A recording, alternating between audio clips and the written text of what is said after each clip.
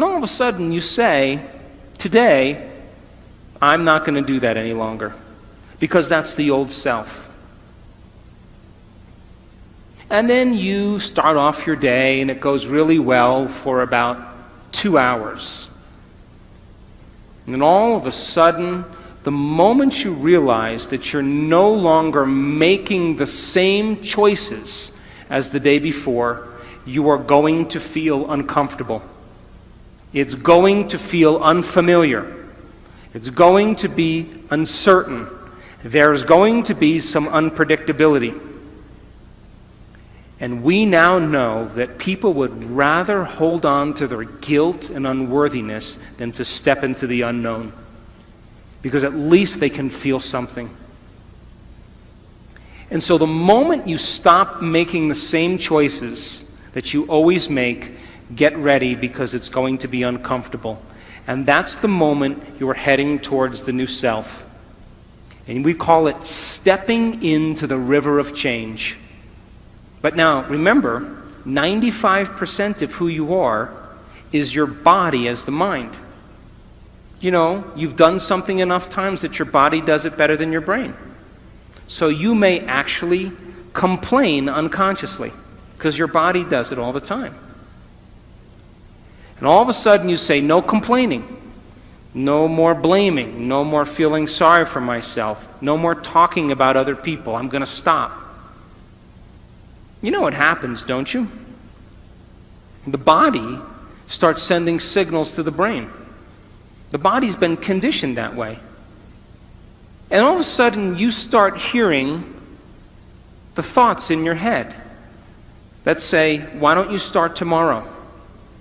Tomorrow's a better day. This is too hard for me, I can't change. Something's wrong with me. It's my mother's fault. It's my ex-husband's fault. It's my ex-wife's fault. I'm this way because of this event. Or the most important one, this doesn't feel right. And the moment you respond to that thought as if it's true, that thought leads to the same choice, which leads to the same behavior, that creates the same experience, that produces the same emotion, and the person says, this feels right. That feels familiar. Going from the old self to the new self, stepping into that void, stepping into that uncertainty, is the biological, the neurological, the chemical, the hormonal, genetic death of the old self. And people will say to us, well, in that unknown, I can't predict my life or my future. And we always say the same thing to them. The best way to predict your future is to create it, not from the known, but from the unknown. And when you and I get comfortable in the place of the unknown, that's where the magic happens. And it never happens in the known. So then, you are here this week as entrepreneurs. An entrepreneur, in the definition, if you read the definition of entrepreneur, there's one thing that's consistent in every definition, and that is individuals willing to take a risk.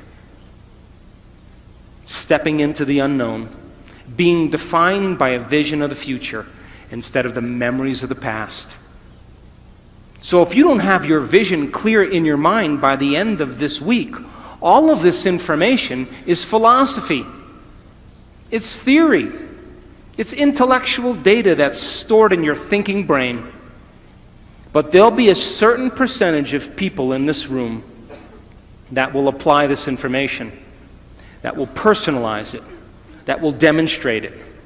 And those people who learn the information and store it in their brain and can repeat it, those people who start thinking about what they're going to do with it, as they begin to think about what they're going to do with it, they begin to install the neurological hardware in their brain, priming them to a new future.